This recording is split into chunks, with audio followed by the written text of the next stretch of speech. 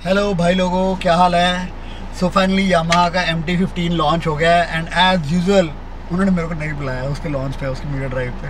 But MT-15 is a very exciting bike और मेरे को बड़ा सही लग रहा देख के। And the reason is because I am very big Yamaha fan boy and वो उसका कारण भी है कि माई पहला बाइक वॉज यामाहा SZR। शायद सबको पता हो या कि लोगों को पता ही नहीं होगा उसके एग्जिस्टेंस के बारे में। दैट वाज लाइक FZ का छोटा भाई।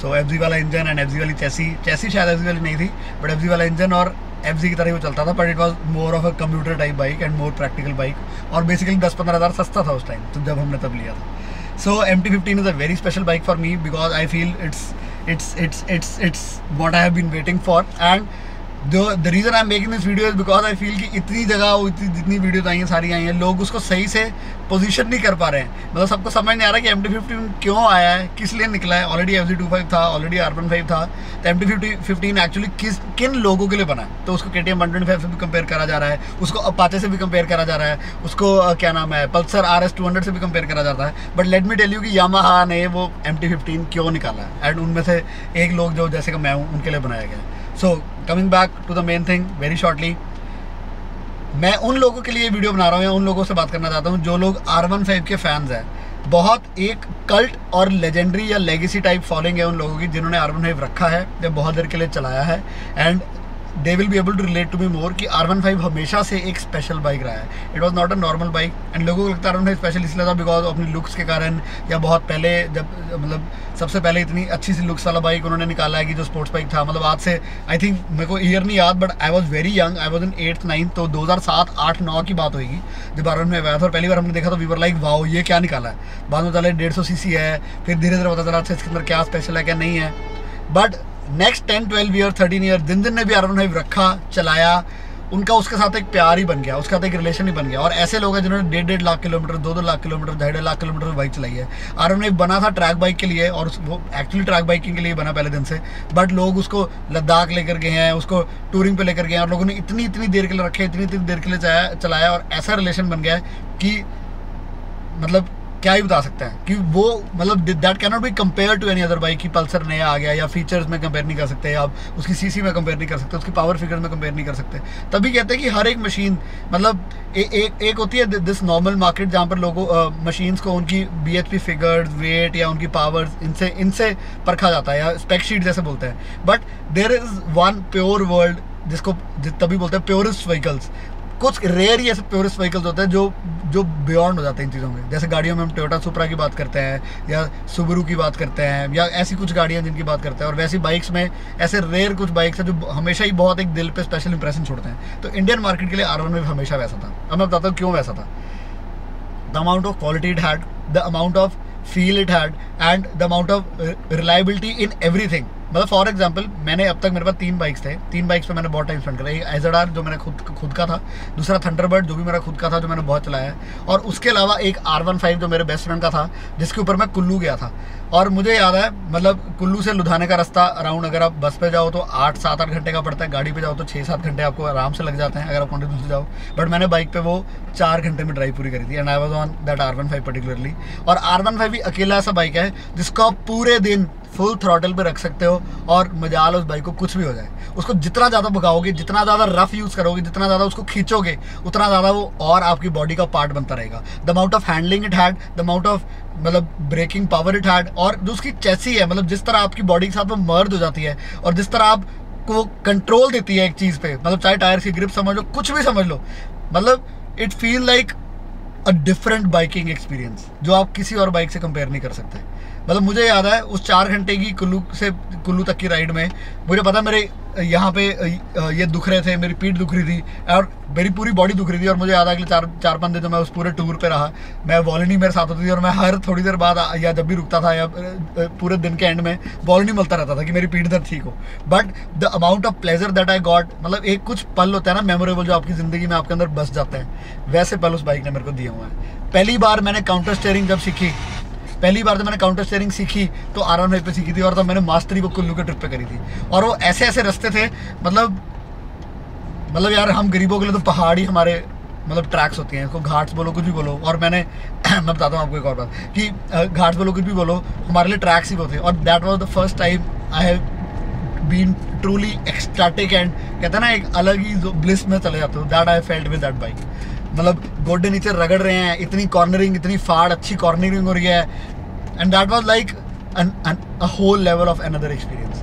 और उन प्योरेस्ट यामाहा वालों के लिए, और that was not just mine experience. मैं इतने ऐसे लोगों को मिला हूँ जिनको R15 इतने पुराने पड़े हैं, जिनके लिए R15S भी निकला है, कि जिनको R15S की भी आता.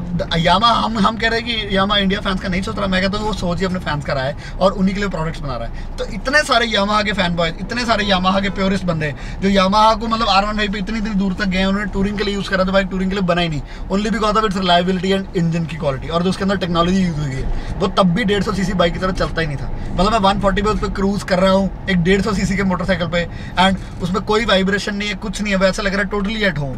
मतलब पूरे दिन पूरी रेस पे बाइक भगाई हुई है, पूरी उसकी ब्रेक्स मार रहे हैं, सब कुछ कर रहे हैं, और उसके पार्ट्स ऐसा लगता है जितनी ज़्यादा एक्सट्रीमली उस बाइक को यूज़ करोगे उतना ही वो अच्छा है. और ये चीज़ें बहुत रेयर मशीन्स के लिए होती हैं.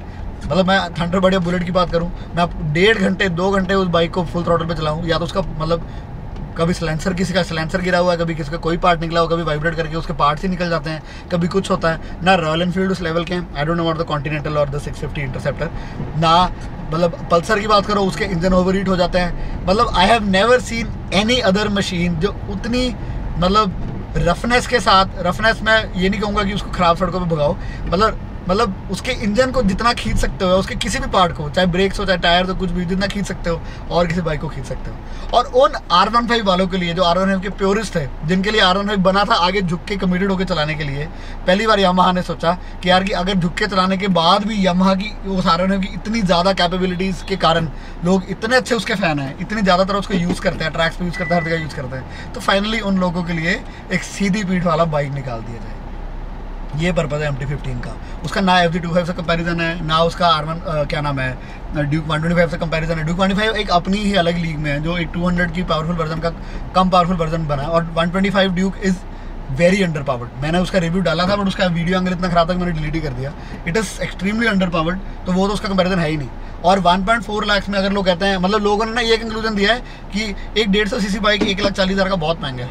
अगर हमेशा से महंगा था तो R15 को बिक रहा था भाई.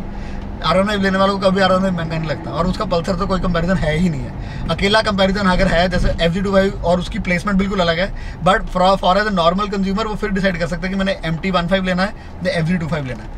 और FZ25 इज़ अ प्योर मतलब शहर में चलाने के लिए, खींचने के लिए, जिसकी रॉ पावर अच्छी है, उसकी टॉर्क 20 Nm है, तो अचानक ही सबसे ज़्यादा पावर आपको वो ज़्यादा देगा. But MT15 is that next level of driving pleasure, that precision, that मतलब उसकी जो चेसी है जो R15 की हमेशा से ग्रेट थी. अब भाई ना ये चीज़ें स्पेक शीट में कि चेसी कितना आपको अच्छे से रिस्पॉन्ड देती है, इस स्पेक शीट में आता ही नहीं है.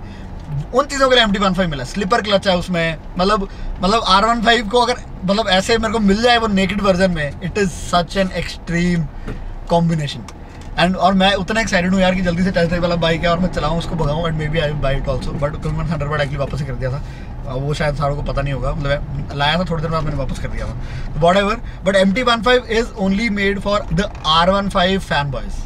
Honestly only for R15 fan boys, जिन लोगों को ये कि हमने उसको मल्टीपर्पज़ की तरह यूज़ करना है, but because of its extremely super committed driving posture हम नहीं कर पा रहे. और R15 जब नया आ रहा था, I was also very looking forward, और मेरे को भी ये था यार कि प्लीज़ R15 के यार थोड़ा सा भी अगर कंफर्टेबल कर देना तो आई विल बाय इट यार. तो थोड़ा सा भी कंफर्टेबल कर दें तो सारा कुछ चल जाएगा, क्योंकि R15 की यही प्रॉब्लम है कि उसको चलाने में इतना मज़ा आता है, इतना मज़ा आता है, इतना मज़ा आता है, but at the end of the day you are with your broken body parts, और सब कुछ इतना दुख रहा होता है. बट आप ये कहते हो यार कि कोई बात नहीं यार, जितना मज़ा आ रहा ना इसके ऊपर ये कुछ भी नहीं है. तो अब अगर MT15 आ गया है तो nothing like it. 6 speed gearbox FZ25 में नहीं है जो R15 में है. R15 की हमेशा से टॉप एंड ज़्यादा अच्छा था, मतलब 130, 140, 150 पे वो क्रूज़ करता था. 150 पे थोड़ा मुश्किल से जाता, थोड़ा झुक के जाना पड़ता है. बट MT15 का उन्होंने रियर स्प्रॉकेट थोड़ा बेटर कर दिया, तो उसकी मतलब लोअर एंड से भी और अच्छा होगा. उसके अंदर VVA टेक्नोलॉजी है. R15 हमेशा से एक टेक्नोलॉजिकली एडवांस्ड बाइक है जो ज़्यादा माइलेज और ज़्यादा पावर देता है. It can never be compare to any other raw machine. FZ25 definitely is a good bike. Yamaha की जो क्वालिटी रहती है वो रहती है. उसके क्या नाम है, तो अब तक मेरे लिए हमेशा ऐसे FZ25 was the most versatile bike, but definitely उसकी उतनी प्रिसीजन के लिए नहीं बना था. It was more of a soft roader, it was more of a practical bike, it was more of your मतलब आप पिलियन को भी बिठा के लेके जा सकते हो, टूरिंग में आपको अच्छी पावर भी मिलेगी, मतलब लो एंड ग्रैंड अच्छी पावर मिलेगी, but MT-15 is on another level of precision. मतलब और क्योंकि FZ-25 you always miss that 6th gear and you always miss that precision cornering. उतनी प्रिसीजन वाली कॉर्नरिंग नहीं थी कि आप इतनी देर तक बस टेढ़े ही सड़क पर लगे हो, आपका गोटा नीचे रगड़ खा रहा है। That level of precision and that level of biking MT-15 can give you. और ये मैं बिना चला के बोल रहा हूँ, इतना यहीं से आइडिया लग गया। सो इफ एनी वीडियो और any person says to you that यार बहुत महंगा है 150cc के हिसाब से, the experience that it give you that it gives you, आपका वो यार इस चीज़ को पैसे से खरीदा नहीं जा सकता। तो it is on that level. तो प्लीज़ उसको किसी और बाइक से कंपेयर मत करो। पल्सर वो कभी भी नहीं दे सकता। पल्सर 200 400 500 जेड़ा मर्जी होता है, डोमिनार भी हो, it can never give you that feel that an R15 or Yamaha can give you. Suzuki फिर उसके पास आता है। तो I was also waiting for Gixxer 250 something. तो जिक्सर 250 आता है या कोई पावरफुल जिक्सर आता है तो वो एक्चुअली R15 को एक अच्छा कंपेरिजन दे सकता है, बट जब तक नहीं है तब तक R15 is the way to go और MT-15 is the way to go for all these things. So अगर आपको कोई भी और वीडियो मिलते हैं जिसमें अलग अलग चीज़ों से समझाने की कोशिश कर रहे हैं, let me tell you that is MT-15 is on another league of its own, और वो लिमिटेड उस टारगेट मार्केट बायर्स के लिए बना हुआ है। So thank you, nice talking to you, okay bye.